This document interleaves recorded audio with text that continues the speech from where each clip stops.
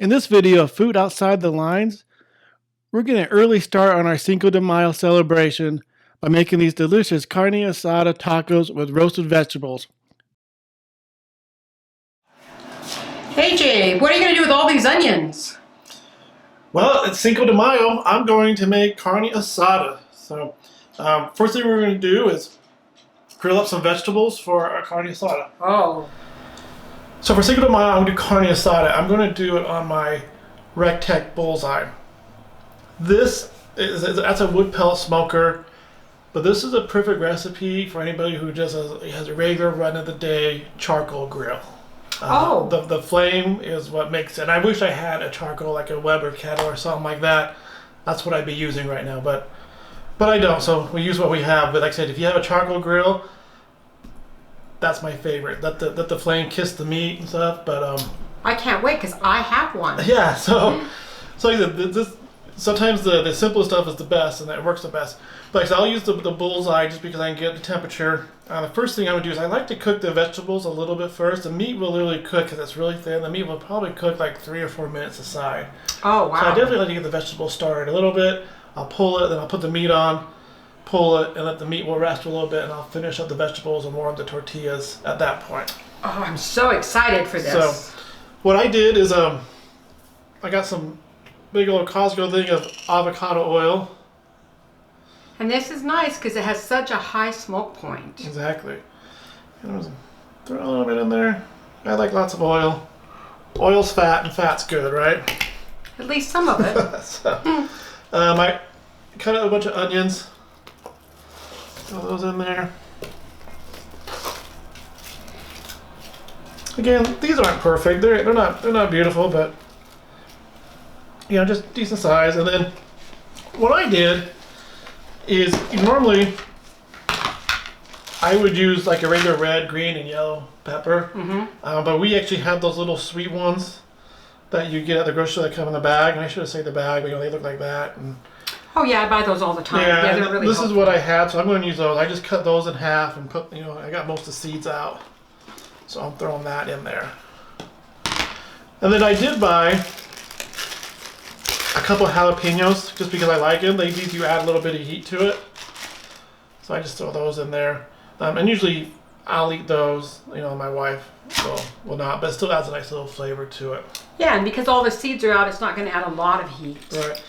And of course, our regular salt and pepper.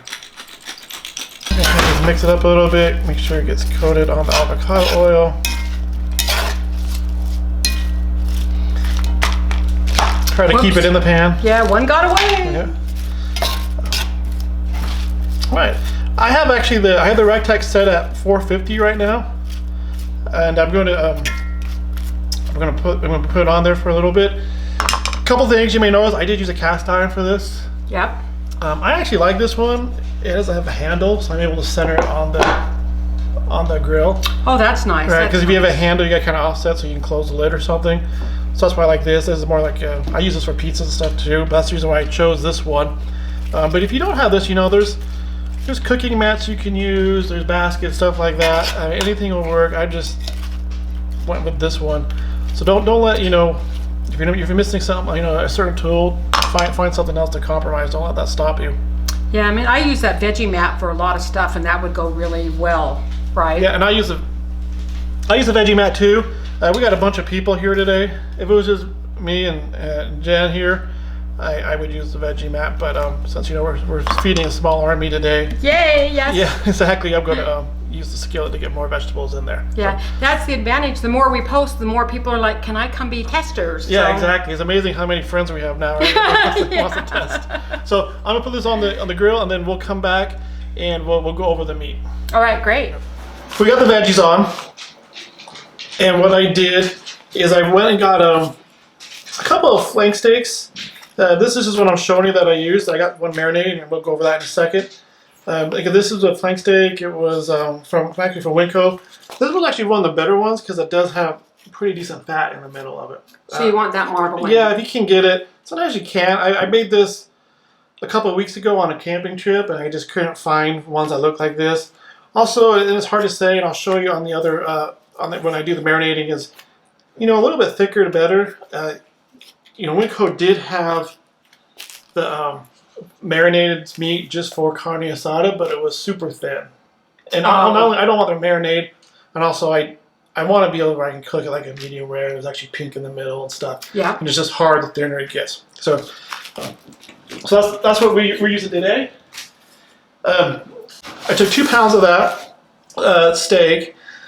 I cut a bunch of cilantro. You decide what a bunch is, right?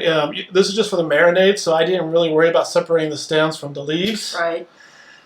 3 cloves of garlic. I actually used 4 because I'm small, and I think in our family you can never have too much garlic. Yep. So I did that. 1 tablespoon of ground cumin. And in the past, I've actually done this where I'll use the cumin seeds and put it in a frying pan and just get the aromatics going and put that in there instead. I didn't have cumin seeds today, so I just used the ground powder. And then 2 tablespoons of brown sugar, 1 teaspoon of kosher salt, 1 teaspoon of black pepper, a half a cup of avocado oil, juice from 2 limes is what the recipe calls for. The limes we bought weren't the greatest, so I actually used 3. Again, it's flavor. Yeah, and you adjust as you need to, right? Exactly. And you can tell just by when you roll around if it's going to be good. And then juice from 1 orange. Oh, nice. Yeah, so again, you can probably use regular orange juice, but regular orange juice does have sugar in it. So that's up to you. At your own risk. And then 2 tablespoons of soy sauce. Oh, now that's an interesting ingredient. Yeah. Was it soy sauce like edamame or? Yep. So I guess that's probably why. So what I did is I put everything in the bag, and I ziplocked it, and I put it in a silver tray. The reason why I did that is the bag had it was a bad seal. These are cheap bags. Oh. We bought the discount bags. We didn't buy the Ziploc or the hefty, so we bought the generic brand. And I just didn't trust the seal. I didn't want to leak it all in my fridge, so I put it in an aluminum foil. I did go in there and shake it around a couple times, just make sure it's getting good coverage on the marinade. And this has been marinated for about 10 hours. Like I said, when I went camping a couple of weeks ago, because of the lack of marbling, I did 24 hours just to try to help with the tenderizing. So probably, I'd say a minimum of 4 hours. So you kind of decide. I think marinating, 24 makes it even better. Yeah, I'm a big fan of marinating a little bit longer and just letting those flavors really blend in. Definitely. So here it is, just taken right out of the refrigerator. So open it up. Oh, I can't wait for the smell. There, you want to smell? Oh my gosh. Smell good? Oh.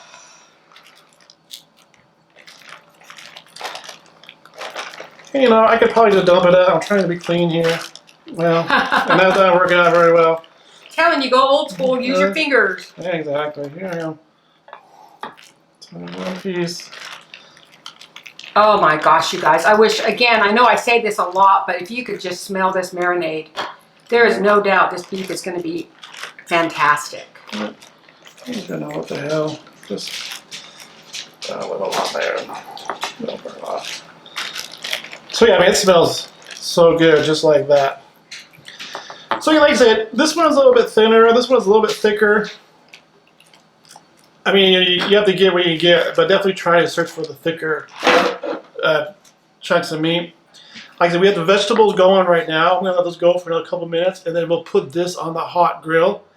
Probably about 4 minutes aside at the very most. So you're going to put it directly on the grill and not in the pan? Yeah, I'm not going to do the pan. I'm going to put it right on the grill. Like I said, if I had the charcoal one, this would be great because as soon as you put it on, it would flare up and you get that good crust and stuff.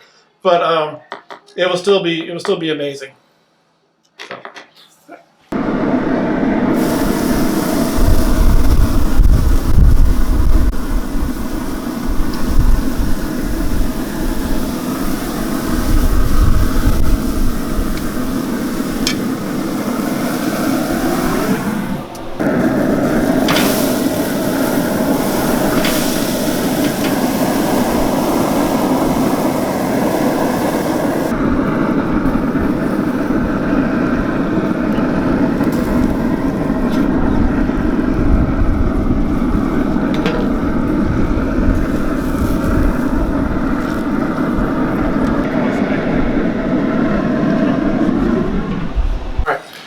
Okay, this is one good looking piece of meat. Yes, it is. So we're going to cut into it.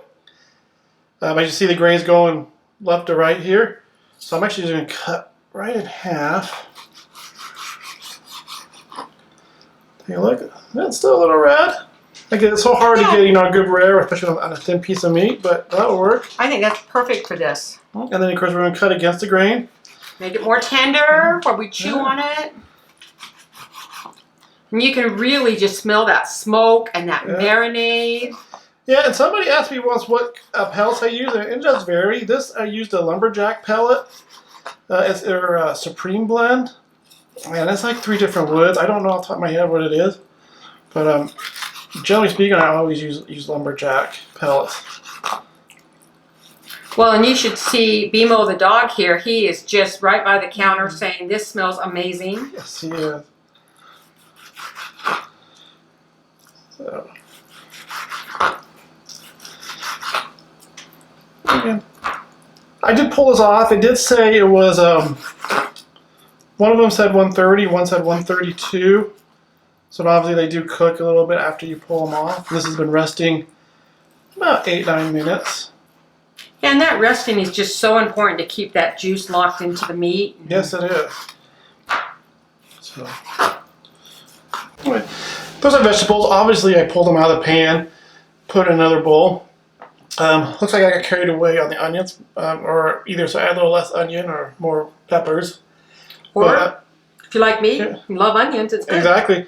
And here's the thing with carne asada, and I know everybody's different. I actually like the vegetables most of the time more than the actual meat. The vegetables are what makes it for me.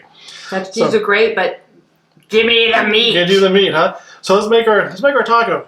Here's our taco shell. I did warm it up on the smoker after I pulled the meat. Probably just 45 seconds or so. I almost did it a little too long. It was just perfect though. So now you know how you were saying that you do the meat on a barbecue grill? Yeah. A charcoal grill, could you do the same thing? Yeah, definitely. Okay. Definitely, you sure can.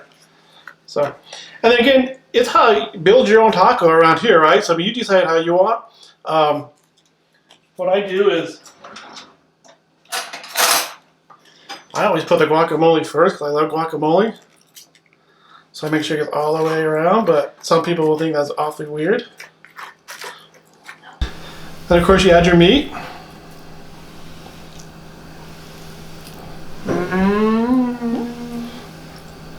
And as I mentioned earlier, my favorite part, the vegetables.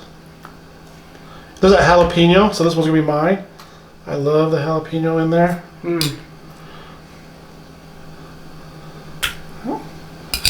Can't get too many vegetables. You know, and it's so much fun to be able to celebrate holidays outside of, your normal culture. So getting ready for Cinco de Mayo. So I have, I forgive if I said it wrong, cojita cheese. It's a crumbled cheese. It's a Mexican cheese. I'll sprinkle that on there. Now, when I make this in the summer, I make my own pico or salsa. Yep, I do too. It's just, the farmer's market, you go get all the produce. It's amazing. I went to our local store and I got the pre-made salsa. Yeah, and theirs it's is good. Theirs is good. Yeah. It's definitely better than what you get, in the aisle, Pace or whatever other brand, El Paso or whatever. And you put salsa on. I bet you even smoke your veggies for your pico. Yes, I sure do. And there's our taco. Oh my gosh, I'm so excited. You can make it any way you want. Pull it any way you want. And that should be enough for one person. Or two. So here's the finished plate. I had to put a toothpick because I overloaded my tortilla with meat and vegetables, so just to hold it still. And then we have a little bit of a refried beans with some cheese that I melted on there, and just some tortilla chips, again with the guacamole. Whatever you want, just something festive for Cinco de Mayo. Yeah, look at that. That is a party on a plate. Yeah, or a tortilla, really. So let's cut into it. There's nothing that is even civil about what we're about to do. No.